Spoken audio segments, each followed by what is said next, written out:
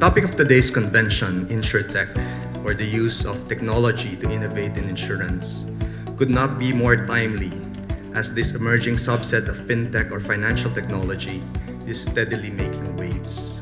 With all the buzz around this new driving force, and with its growing influence in other countries, it is easy to get lured in by the hype around Insurtech. For insurers, there is pressure to stay ahead of the pack and be the first to incorporate game-changing innovations into their organization.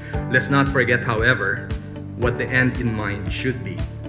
Insurtech shouldn't be applied simply for the sake of orchestrating PR stunts. It should be employed so we can serve our customers more effectively and efficiently, make insurance a more attractive product, and reach more of both urban populations and underserved communities.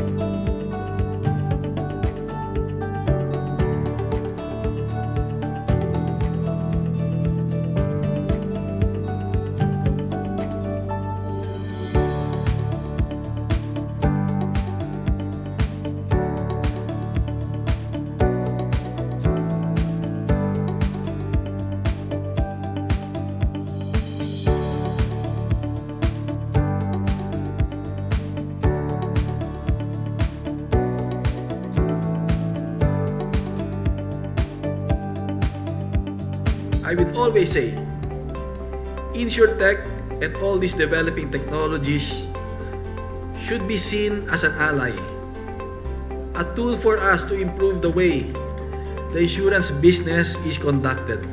No matter how impressive the technology, no matter how expensive or complicated the systems, if it does not get the work done right, it wouldn't mean much. At the end of the day, the thing that counts is customer satisfaction. If all these new technologies give us that, and I believe they do, then let us truly, jointly go for it.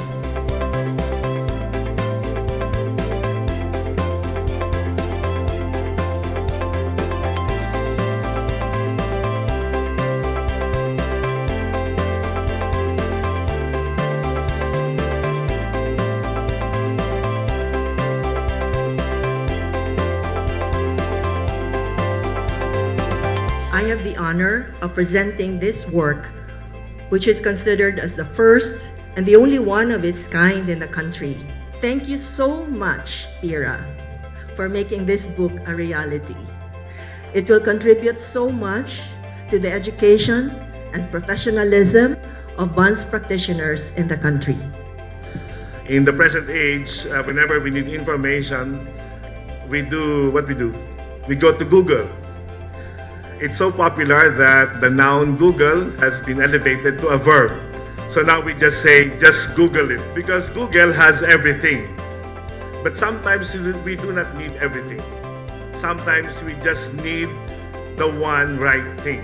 And when it comes to the right information on cases related to bonding transactions, be it underwriting bond application or processing a call on a bond, is your best tool.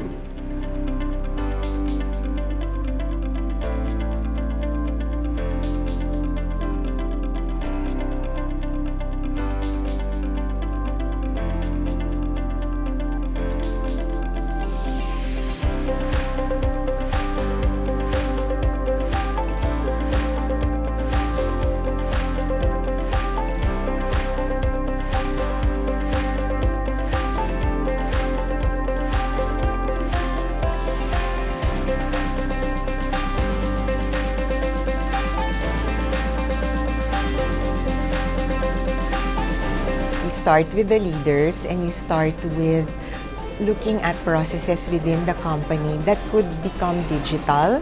I actually even advocate workplace changes, how the workplace looks, even the way the work is done, and even flexible work hours, flexible work from home, and everything that's happening in today's world, because the employees need to experience that firsthand so that they will know what it's like for their customers.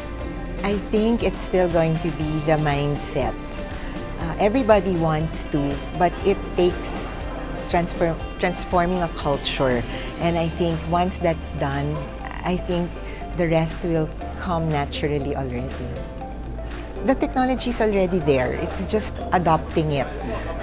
It's that being able to adopt it and be so comfortable with it that it's easy for them to convince their clients as well. As an insurance industry, our ability and willingness to adapt to technology and change. If I may coin the term used by some of the speakers earlier, it's teching up. So our readiness to tech up. And second is just the machine that you will use. But of course, if you have the capacity to invest to good machines that would help you in the delivering the automation and digitalization, you should know how to use it. And you should train your people how to deliver the customer service that you want to provide. It's more of what image you want the industry, the consumers, or the insurance public to see as ABC company. This is us. We are the fastest claims management in the Philippines because we are digital ready, we are automated, and we provide the best customer service that we can provide to the public. The third one is your people. Your people should be ready at all costs to deliver the customer engagement. So even if you have the machines, you have to train your people. So normally, this third concept is training your people to deliver the customer service, and most of them are your millennials. And the clients that we have right now are also millennials. They know what these clients want, and they will think of possible ways to service those clients in the manner that they want to be serviced also. So normally that goes all together. That's how new businesses like insurtechs or small companies do it nowadays. That's why we could already see that big companies are slower than the small companies. The only difference is that for small companies, they're more aggressive with their acceleration, while the bigger companies and these incumbents are burdened by legacy systems, legacy processes, legacy mindset. It's not just the Philippines actually, it's everywhere. Yeah, so a lot of companies are still in the legacy era because these companies are old and they were big. Until now, they're still big, but they're already lagging behind the new small companies, right? So, yeah, but I would say that I'm proud of the Philippines because we work with a lot of big companies today.